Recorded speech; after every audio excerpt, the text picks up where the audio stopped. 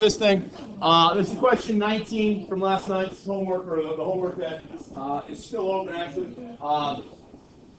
If I look at this one, we're going to approach it just like we've done. The biggest issue here comes when when they ask you about the domain and range. Okay, and it's specifically the range that is throwing people off and confusing us. Okay, so I want to go through this.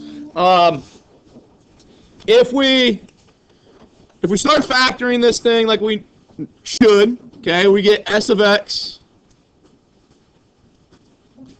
to equal 9 over x minus 9, x plus 1.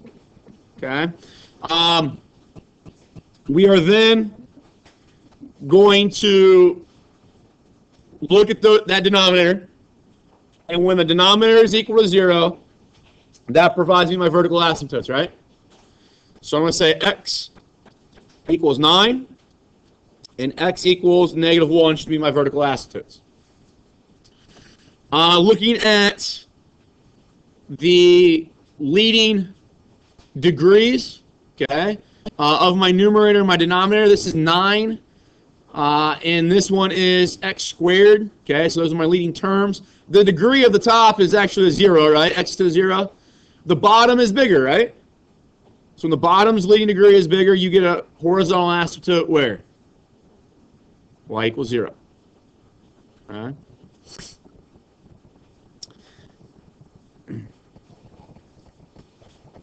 The next thing is to find x-intercepts, and we've talked about x-intercepts throughout the entire, your entire math career, from Algebra 1 to Algebra 2 to now, is when your x-intercepts are found when y is 0, right? So we're going to take 0 and put it right there, and then solve. Well, when I do that, for any one of these rational functions, you will multiply both sides by the common denominator, which is this x squared minus 8x minus 9, and ultimately it's going to leave you with the statement of 0 equals 9. Well, what kind of statement is that? False. Okay? So when I get false statements like that, when basically all the math kind of depreciates down to a true statement or a false statement, in this case a false statement, it tells me whatever I was looking for does not happen. So do I have x-intercepts? No. Okay? So no x-intercepts. And I'm not sure what they asked you. I don't know if they asked you to type in none or NA or something like that. But we have none. Okay. Y-intercepts are when x is 0, right? So if I come up here and put a 0 there, put a 0 there, don't those two things wipe away? And you're left with 9 over negative 9, right? So your y-intercept is at x being 0, y being negative 1. Okay. I've also had people come up to me and say, I keep putting in negative 1, and I know I'm right, but it counts it wrong. They're telling you how to type it in right there. Okay. You have to type it in as an ordered pair. What is your x value? What is your y value? We should check to see if we cross the horizontal asymptote, but the work is the same as what we found to determine the x-intercepts. If we found that our horizontal asymptote is in fact the x-axis, right? Y equals 0 is the x-axis. And we have found that we don't have any x-intercepts. Will we have any crossings of the horizontal asymptotes? No, right? And we talked about that, right? Yesterday? Yesterday I think we did it with the idea of we found the horizontal asymptote, and then we checked right away if we crossed that. And then if we didn't cross that, then that automatically told us that we have no x-intercepts because the horizontal asymptote was the x-axis. Either way, it's fine to verify that we do not cross the horizontal asymptote or the x-axis. Okay, so we don't have those two things. The next part is sketch the graph. Okay, so it would be nice. I wish WebAssign had the ability to do this for us.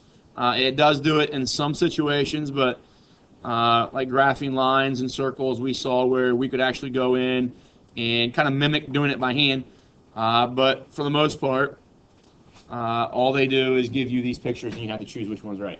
Okay? I think we would be better served if we were actually doing a lot of these by hand. Hopefully we're doing them in class and in our notes by hand, stuff like that. But as I go through this, we had asymptotes at -1 and +9, right? -1 and +9. Does that eliminate right off the bat this option right here? Because those asymptotes are at -9, +1, right? It also eliminates this one because those asymptotes are at -9 and +1. So it now allows us to look at these two, okay, the ones on the right here. And when I look at these two, the information that we found up here should be able to provide me with the right one to choose. This one has a y-intercept of -1. This one has a y-intercept of +1. Which one did we find the y-intercept to have? -1. So we got to choose this graph here. Okay. So that's not too bad. I think for the most part, everybody's getting that done, that accomplished. Not having too many issues with that set of steps. What we are struggling with is our domain and range. And not so much our domain, but the range. Let's do the domain first. I think that's obviously the easier one. So domain, as I remember, domain is x values, right? So it's all the x values that work for this function. And hopefully you realize that when we found vertical asymptotes, or if we found a hole at any point, those are the domain problems, right? Those are the issues. So those are the numbers that need to get kicked out. So as I go through this work and write my domain down, my asymptote values should be mimicked here. Okay. So working left to right, looking at the graph, what's the first x value you're allowed to use over here? -infinity. And now I move up, and what will be the first x value that you have to kick out? -1. And there's where I'm saying that your asymptotes should be mimicked. Because then we find -1 to be an asymptote? Yeah. Okay. Now I want to keep things like -1.000000001. So I want to keep the first point that is just to the left of the asymptote. And I also want to keep the point that is just to the right of the asymptote. So the way I do that is I use a parenthesis, right? So as I don't get to -1, I get as close to it as possible from right now the left-hand side. I then union that with -1. That means I just jump -1. I include every single value around -1 except for -1. All right, so now I'm working in this middle region, and what will be the last x value that I can use in this middle region? Or what will I write right here? 9, right? And I put a parenthesis there because that then answers the question, what's the last x value I could use? And that last x value would be what, 8.9999999, right? On forever. And then I want to jump over 9 and get the first x value to the right of 9. And then we see that there are no more problems after that 9, and we'll go on to infinity. Okay? So that's still the way you're going to write that domain. Some of you, like on the test, and just both tests that we've had, if it said interval notation, but you did something like this,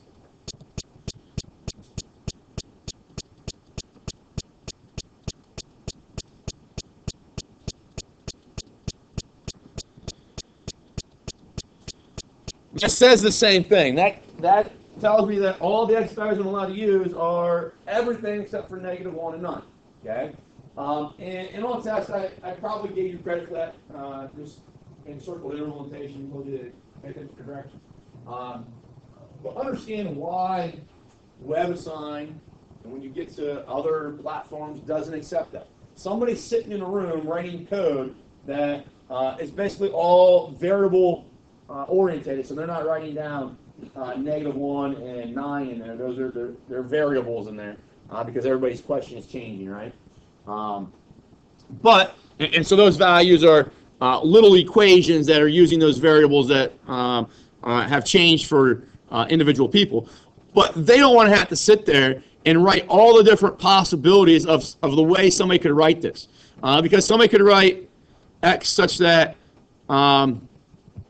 x is all real numbers, where maybe they write x does not equal -1, and x does not equal 9.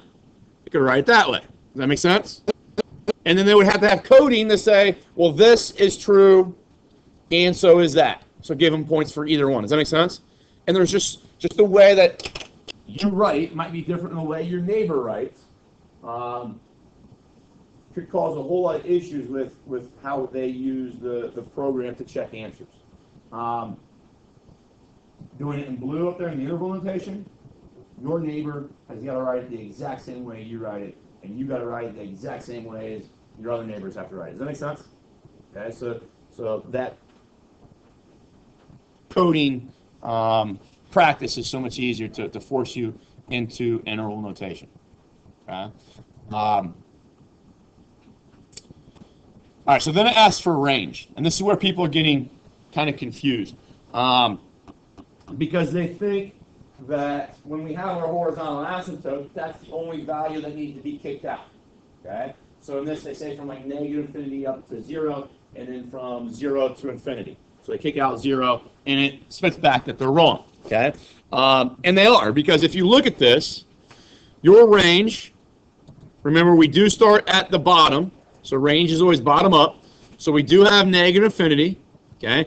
And if you remember back to what we talked about in chapter 1, okay, I always took a horizontal line and kind of used that to make a visual connection between what my range values are, right?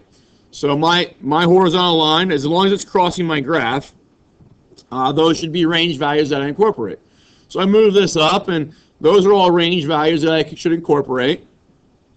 But I get to this spot right there, and now you see that from that spot up to there, should those y values right there be incorporated? No, they don't cross that horizontal line. That is my identifier for range values. Okay, so I need to kick those out. I don't just kick out 0. I've got to kick out these. And what you might be saying, well, that's just a small amount. Why even care about them? That's an infinite number of y values that you need to kick out. Okay, so we need to pay attention to that. Now, the only way we can do this right now is to use our calculator. That's why I said use a graphing tool if necessary. What we want to do is we want to figure out what is that point right there, because that'd be a maximum, right? So there's several different ways you can do this. I'll show you doing it on your TIA 3 or 4. You guys know how to do it. You've done it before. But we're going to go to y equals, and we're going to type in our function, right? Okay. Make sure your denominator has the parentheses around it. If you don't have parentheses around it, it's going to mess everything up. It's going to give you a completely different graph than what you want. And then we're going to graph it. Okay. You just want to make sure your window, most of your graphs, when you hit graph, is not going to go to that window. You just want to adjust your window so that you can see and work with that maximum that we're looking for. Okay, so I'm looking for that that bump here between my two asymptotes. And I'm going to go to second calc and go down to 4, which is maximum.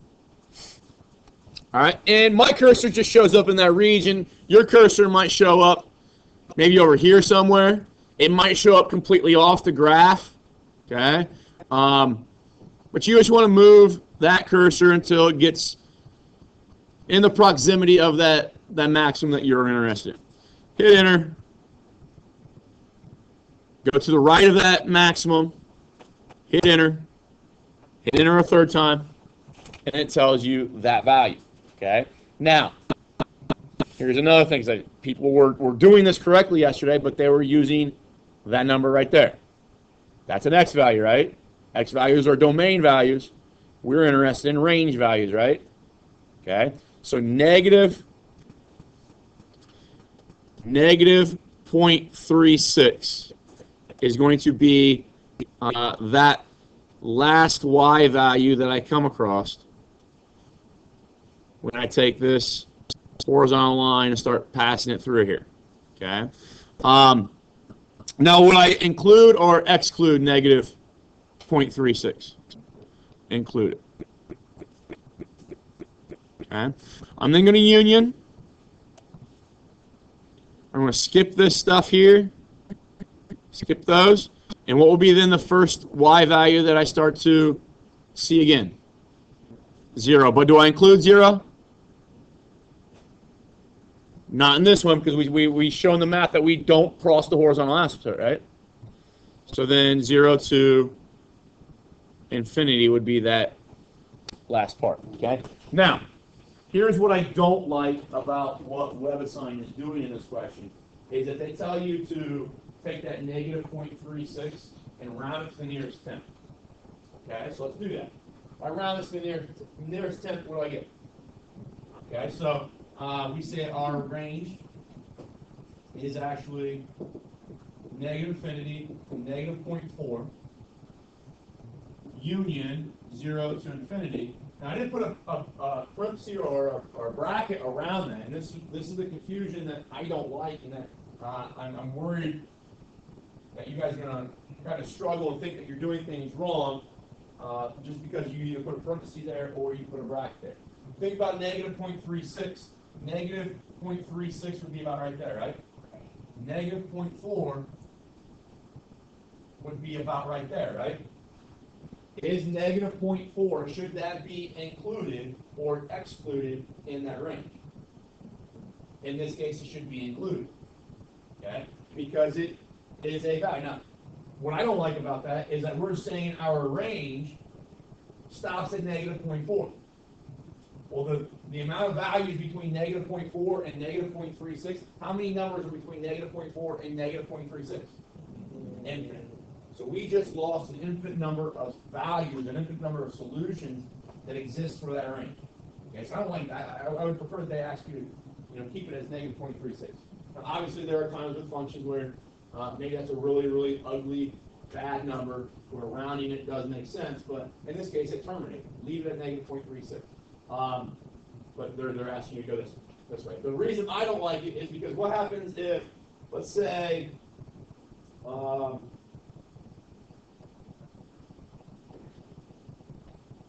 what if I would have had